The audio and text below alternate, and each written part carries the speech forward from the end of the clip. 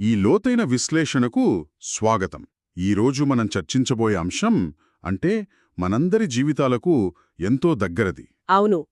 ప్రతి ఒక్కరూ ఏదో ఒక సమయంలో ఎదుర్కొనే అతిపెద్ద సమస్య ఇది. ఖచ్చితంగా ఈనాటి మన చర్చకు ఆధారమైన మూలం the Buddhist flame extinguishing the fire of anger అనే ఒక అద్భుతమైన వ్యాసం. చాలా ఆసక్తికరమైన మూలమిది. అవునండి. మన చర్చ యొక్క ప్రధాన లక్ష్యమేమిటంటే అసలు కోపం అంటే ఏమిటి, దాని మూలాలు ఎక్కడున్నాయనేది తెలుసుకోవడం. నిజమే. దాన్ని కేవలం అదుపు చేయడమే కాకుండా పూర్తిగా ఎలా నిర్మూలించాలి అనేది మనం అర్థం చేసుకోవాలి. సరిగ్గా చెప్పారు. ఈ విషయాలను బౌద్ధ తత్వశాస్త్రం ద్వారా మనం లోతుగా విశ్లేషించబోతున్నాం. దీన్ని ప్రారంభించడానికి మూలాల్లో ఒక చక్కటి ఉదాహరణ ఉంది. అప్పుడే పుట్టిన శిశువు కళలు మీరెప్పుడైనా గమనించారా? చాలా స్వచ్ఛంగా ఉంటాయి కదా. అవును. ఎంతో స్పష్టంగా, నిష్కల్మషంగా ఉంటాయి. దానికి కారణం ఆ పసికందు మనసులో ఎలాంటి కోపం, వ్యామోహం లేదా తీరని కోరికలు లేకపోవడమే. అంటే జీవితం ఒక ఖాళీ పలకల ఎంతో తాజాగా ప్రారంభమవుతుంది అంటారు. సరిగ్గా అదే. కాని వయస్సు పెరిగే కొద్దీ రకరకాల ఆలోచనలు, భావోద్వేగాల వలయంలో మనిషి ఎలా చిక్కుకుపోతాడో, కోపమనేది మనల్ని పూర్తిగా ఎలా శాసిస్తుందో ఈ వ్యాసం చాలా లోతుగా వివరిస్తుంది. ఇక్కడ ముందుగా మనము ఒక విషయం స్పష్టం చేయాలి. ఈరోజు మనము కేవలం కోపమనే ఒక సాధారణ భావోద్వేగం గురించి మాత్రమే మాట్లాడటం లేదు. మరెలా చూడాలంటారు దీన్ని? అసలా కోపం వెనుక దాగి ఉన్న అత్యంత లోతైన మానసిక మాలిన్యాలను మనం విశ్లేషించబోతున్నాం. ఇక్కడ మనం ఒక మతంగా కాకుండా బౌద్ధ తత్వశాస్త్రం ఆధారంగా దీన్ని విశ్లేషిస్తున్నాం. అంటే ఇదొక జీవన విధానంలా చూడాలంటారు. ఖచ్చితంగా మనసు ఎలా పనిచేస్తుందో అర్థం చేసుకునే ఒక శాస్త్రీయ విధానమిది.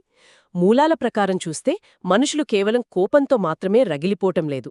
ఆ కోపం వెనుక అజ్ఞానం, తీరని కోరికలు లాంటి ఎన్నో మాలిన్యాలు దాగియున్నాయి. కాని చాలామంది కేవలం కోపాన్నే మాత్రమే ఒక సమస్యగా గుర్తిస్తారు కదా. అవును, ఎందుకంటే అది పైకి చాలా స్పష్టంగా విధ్వంసకరంగా కనిపిస్తుంది కాబట్టి. సరే, దీన్ని విడమర్చి చూద్దాం. కోపమనేది కేవలం ఒక చిన్న అనుభూతి లేదా ఒక తాత్కాలిక ప్రతిచర్య కాదు అని వ్యాసంలో చాలా స్పష్టంగా చెప్పారు. నిజమే, ఇది చాలా లోతైన సమస్య. మూలాల ప్రకారం ఇది మనసును ఆవాహించే ఒక దుష్టశక్తి. అంటే మనసులోని సానుకూల లక్షణాలన్నిటినీ కాల్చివేసి కేవలం ప్రతికూలతను మాత్రమే మిగిల్చే ఒక ప్రమాదకరమైన అగ్ని. వ్యాసంలో పేర్కొన్నట్లుగా కోపం అనేది మనసులో ముదిరిపోయే ఒక క్యాన్సర్ లాంటి మానసిక వ్యాధి. క్యాన్సర్ ఎలాగైతే ఒక చిన్న కణంతో మొదలై మొత్తం శరీరాన్ని నాశనం చేస్తుందో, కోపం కూడా మనసును అలాగే ఆక్రమిస్తుంది గదా. వ్యాసంలో ఒక అద్భుతమైన వాక్యం ఉంది. అవును, ఆ వాక్యమేమిటంటే, కోపాన్ని మనం చంపకపోతే అది మనల్ని కొంచెం కొంచెంగా చంపేస్తుంది. ఈ మాట వింటుంటేనే దాని తీవ్రత ఏమిటో మనకర్థమవుతుంది. ఆ వాక్యం చాలా బలమైనది. కోపమనేది కేవలం ఇతరులకు చేసే హాని కాదు, ప్రాథమికంగా తమను తాము నాశనం చేసుకునే ప్రక్రియ అని అది స్పష్టం చేస్తోంది. నిజమే, మనల్ని మనం కాల్చుకున్నట్లే. ఇక్కడ ఆకర్షణీయమైన విషయం ఏమిటంటే, కోపం ఎప్పుడూ ఒంటరిగా రాదు. బౌద్ధ తత్వశాస్త్రం ప్రకారం మనసును కలుషితం చేసే 3 ప్రధాన మాలిన్యాలు ఉన్నాయి. ఆ 3 మాలిన్యాలు ఏమిటంటారు? వాటిని ఇంగ్లీష్లో 3 పాయిజన్స్ అని అంటారు. అవి అజ్ఞానం, వ్యామోహం లేదా కోరిక, మరియు మూడవది కోపం. అంటే ఈ 3 ఎప్పుడూ కలిసే ఉంటాయా? అవును, ఈ 3 ఒకదానికొకటి చాలా లోతుగా ముడిపడి ఉంటాయి. ఈ మూడింటినీ మనం విడిగా చూడలేము. మనసును తమ పూర్తి ఆధీనంలోకి తీసుకోటానికి ఇవి ఎప్పుడూ ఒక సమూహంగానే పనిచేస్తాయి. ఒకదానికొకటి బలాన్నిచ్చుకుంటూ ఉంటాయన్నమాట. ఖచ్చితంగా. అజ్ఞానం కారణంగా ఒక వస్తువు మీద లేదా విషయం మీద కోరిక పుడుతుంది. ఆ కోరిక తీరనప్పుడు అది కోపంగా మారుతుంది. ఇది నిరంతరం తిరిగే ఒక చక్రం లాంటిది. దీన్ని బట్టి అర్థమయ్యేదేమిటంటే, కోపం అనేది అకస్మాత్తుగా గాలిలోంచి పుట్టుకురాదు. దానికొక నేపథ్యం, ఒక కారణం ఖచ్చితంగా ఉండి తీరుతుంది. అవును, ఆ మూలాన్ని మనం గుర్తించగలగాలి. మరి ఈ వలయంలో చిక్కుకున్నప్పుడు కోపం అసలు ఎలా బయటపడుతుంది? మూలాల ప్రకారం ఇది ప్రధానంగా 3 ద్వారాల ద్వారా వ్యక్తమవుతుంది. ఆ 3 ద్వారాలు మనం చేసే పనులే. అవును, అవే ఆలోచనలు, మాటలు మరియు చేతులు. ముందుగా మనస్సులో ఒక ఆలోచనగా మొదలై అది పెరిగి పెద్దదై మాటల రూపంలో బయటకొస్తుంది. కోపంలో ఉన్నప్పుడు ఆ మాటలు ఎంత భయంకరంగా ఉంటాయో మనకు తెలుసు. ఖచ్చితంగా మనుష్యుల మాటలు పదునైన ఆయుధాల వలె ఎలా మారుతాయో మనం గమనించవచ్చు. ఆ మాటలు ఎదుటివారి మనసులనే కాదు, తమ సొంత మనస్సులను కూడా తీవ్రంగా గాయపరుస్తాయి. మీరు చెప్పింది అక్షరాలా నిజం. ఆ పదునైన ఆయుధాల వల్ల జరిగే నష్టం కొన్నిసార్లు పూడ్చలేనిదిగా ఉంటుంది. కేవలం మాటలే కాదు, కోపం పెరిగే కొద్దీ మనిషిలో సహనం, దయ అనేవి పూర్తిగా నశించిపోతాయి. మనిషి ఆలోచనా విధానమే మారిపోతుందంటారు. అవును, ఒకప్పుడు ప్రశాంతంగా ఉన్న మనసులో ఒక భయంకరమైన కల్లోలం ఏర్పడుతుంది. భయం, ఆందోళన, ద్వేషం, నిరాశ ఇవన్నీ కూడా కోపం యొక్క వివిధ రూపాలే. అంటే కోపమనేది కేవలం అరుస్తూ బయటపడటమే కాదు, లోపల భయంగా కూడా మారుతుందన్నమాట. సరిగ్గా చెప్పారు.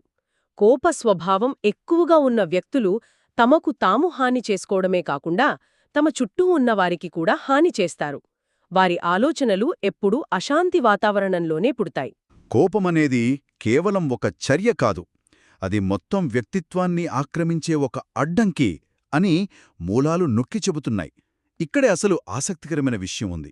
అదేమిటంటారు? వ్యాసంలో కోపానికి మన కోరికలకు మధ్య ఉన్న సంబంధాన్ని చాలా అద్భుతంగా వివరించారు. కోపం, కోరిక అనేవి ఒకే నాణేనికున్న రెండు ముఖాలు. నిజమే, కోరిక లేకుండా కోపం రాదు. మనం దేనిమీదైనా తీవ్రమైన ఆసక్తిని లేదా వ్యామోహాన్ని పెంచుకున్నప్పుడు ఆ కోరిక తీరకపోతే పుట్టేదే కోపం.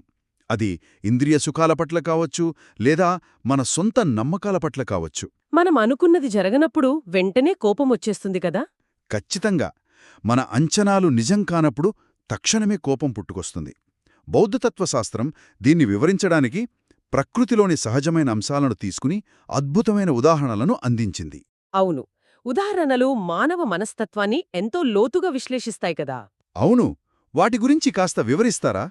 సముద్రం ఉదాహరణనే తీసుకుందాం.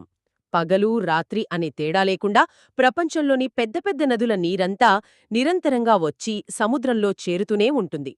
ఎంతో భారీ వర్షం కురుస్తుంది. అయినా సముద్రం నిండదు కదా? సరిగ్గా చెప్పారు. సముద్రం ఎప్పుడైనా నేను నిండిపోయాను అని చెప్పుతుందా? ఎప్పటికీ నిండదు, పొంగి పొర్లదు.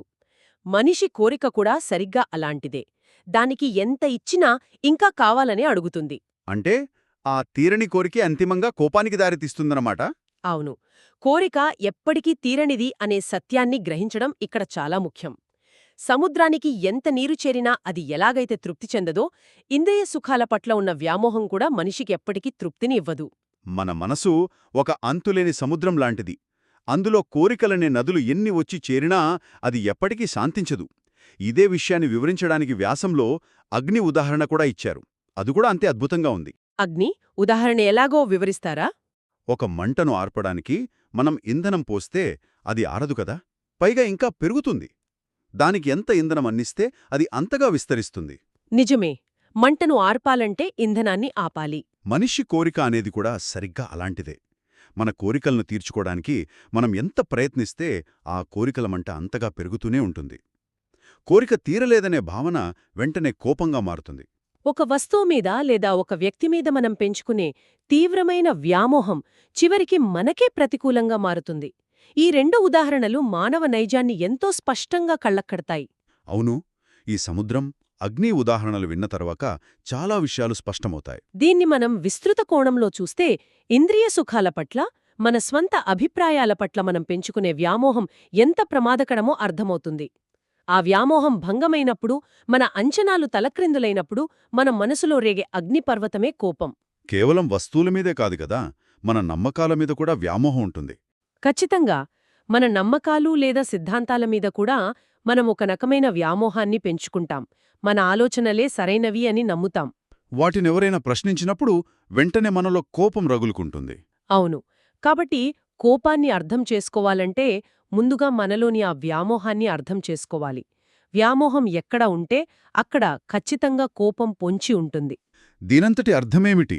ఇది చాలా ముఖ్యమైన ప్రశ్న. ఎందుకంటే మనం సాధారణంగా కోపాన్ని ఎదుర్కొనే విధానం వేరుగా ఉంటుంది. ఆధునిక పద్ధతుల్లో మనం ఎలా చేస్తామంటారో? కోపం వచ్చినప్పుడు దాన్ని లోపల దాచుకోవడం కంటే బయటకు కక్కేయడం ద్వారా శాంతి పొందవచ్చని మనం అనుకుంటాం.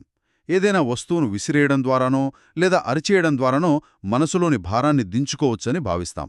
కానీ ఈ మూలాల ప్రకారం చూస్తే అలా చేయడమంటే మంటలకు మరింత ఆక్సిజన్ అందించడమే కదా. సరిగ్గా అదే వ్యాసం చెబుతోంది. కోపాన్ని బయటకు వ్యక్తపరచడం వల్ల అది తగ్గదు, పైగా అది మరింత బలపడుతుంది అని స్పష్టం చేస్తోంది.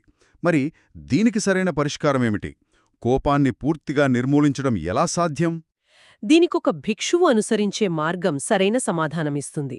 ఒక భిక్షువు ఈ సమస్యను కేవలం పైపైన కాకుండా చాలా మూలాల నుండి చూస్తాడు. ఆ మూలాల నుండే పరిష్కారం వెతుకుతారన్నమాట.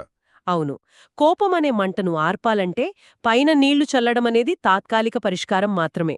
దానికసలు కారణమైన వ్యామోహం అనే ఇంధనాన్ని ఆపేయాలి. అంటే కోపాన్ని అణచివేయమని భిక్షువు మార్గం చెప్పదన్నమాట. ఖచ్చితంగా చెప్పదు. ఎందుకంటే అణచివేసిన కోపం ఎప్పటికైనా బద్దలయ్యే అగ్నిపర్వతం లాంటిది. దానికి బదులుగా కోరికలను నిర్మూలించమని చెబుతుంది. కోరికలను వదిలేసుకుంటే కోపం దానంతట అదే పోతుందంటారు. అవును, వ్యామోహాన్ని వదులుకున్నప్పుడే కోపం కూడా నశిస్తుంది. అప్పుడే మనిషి దుఃఖం నుండి, అశాంతి నుండి శాశ్వతంగా విముక్తుడవుతాడు. కోపాన్ని నిర్మూలించడమంటే దాని మూలమైన వ్యామోహాన్ని నిర్మూలించడమే. ఇది వినటానికే సులభంగా ఉన్నా ఆచరణలో అంత సులువు కాదు కదా. నిజమే. ఇది రాత్రికి రాత్రే జరిగేది కాదు. ఇది ఒక సుదీర్ఘమైన, ఎంతో లోతైన అంతర్గత ప్రయాణం. దాన్ని మనం అలవాటు చేసుకోవాలి. చాలా చక్కగా చెప్పారు. ఈ లోతైన విశ్లేషణలో మనం ఎన్నో ముఖ్యమైన విషయాలను చాలా స్పష్టంగా నేర్చుకున్నాం. కోపమనేది మనల్ని నెమ్మదిగా హరించే ఒక వ్యాధిలాంటిది అని అర్థమైంది. దానికి ప్రధాన కారణం మనలోని తీరని కోరికలు మరియు వ్యామోహాలే అని కూడా తెలుసుకున్నాం. అవును, సముద్రం ఎప్పటికీ నిండనట్లుగానే మన కోరికలు ఎన్నటికీ తీరవు. అలాగే అగ్నికి ఇంధనం పోసే కొద్దీ మంట పెరిగినట్లు కోరికలను తీర్చుకునే కొద్దీ అవి పెరుగుతూనే ఉంటాయి. ఆ తీరని కోరికల వల్ల కలిగే నిరాశే కోపంగా మారుతుంది. కోపాన్ని బయటపెట్టడం అనేది దాన్ని పెంచడమే అవుతుంది కాని తగ్గించదు కదా. అవును, కాబట్టి కోపాన్ని జయించాలంటే దాన్ని అణిచివేయడం కాదు, దాని ఇంధనమైన వ్యామోహాన్ని మనం వదులుకోవాలి. కోరికలను వదులుకున్న రోజే కోపం దానంతటా అదే మాయమవుతుంది. ముగించే ముందు వినేవాళ్లు తమలో తాము ఆలోచించుకోవాల్సిన ఒక లోతైన ప్రశ్నను ముందుకు తీసుకువద్దాం. తప్పకుండా చెప్పండి. ఈ చర్చంతా విన్న తర్వాత మనకు అర్థమయ్యేది ఒకటే. కోపం అనేది కేవలం ఒక పొగ మాత్రమే. అయితే దానికి కారణమైన వ్యామోహం లేదా తీరని కోరిక అనేది అసలు మంట.